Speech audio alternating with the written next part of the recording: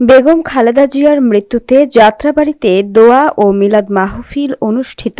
বিস্তারিত থাকছে যাত্রাবাড়ি থেকে শ্রাবণ আহমেদের প্রতিবেদনে। বিএনপি চেয়ারপারসন ও সাবেক প্রধানমন্ত্রী বেগম খালেদা জিয়ার মৃত্যু উপলক্ষে তার রুহের মাগফিরাত কামনায় দোয়া ও মিলাদ মাহফিল অনুষ্ঠিত হয়েছে।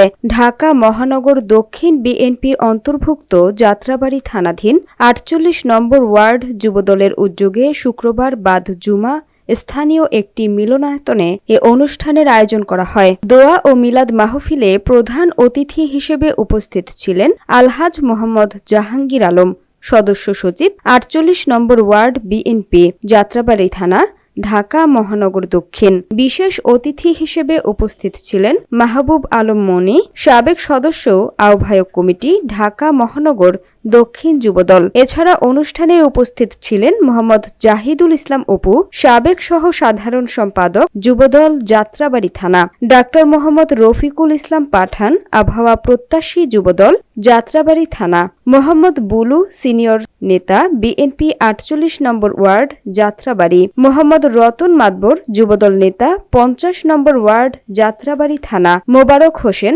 সভাপতি, তাঁতি দল, যাত্রাবাড়ি থানা, মোহাম্মদ মনির, সাধারণ সম্পাদক, তাঁতি দল, যাত্রাবাড়ি থানা। অনুষ্ঠানের সঞ্চালনা করেন সাইফুল ইসলাম বাবু, সাবেক সভাপতি, ছাত্রদল, ৪৮ নং ওয়ার্ড, যুবদল, যাত্রাবাড়ি থানা, ঢাকা মহানগর দক্ষিণ। দোয়া ও মিলাদ মাহফিলে মরহুমার বিদেহী আত্মার মাগফিরাত কামনা করে বিশেষ মোনাজাত করা হয়। পাশাপাশি তার রাজনৈতিক জীবন, গণতান্ত্রিক আন্দোলনে ভূমিকা এবং দেশের জন্য অবদানের কথা স্মরণ করেন বক্তারা। অনুষ্ঠানটি শান্তিপূর্ণ ও ভাবগম্ভীর পরিবেশে সম্পন্ন হয়।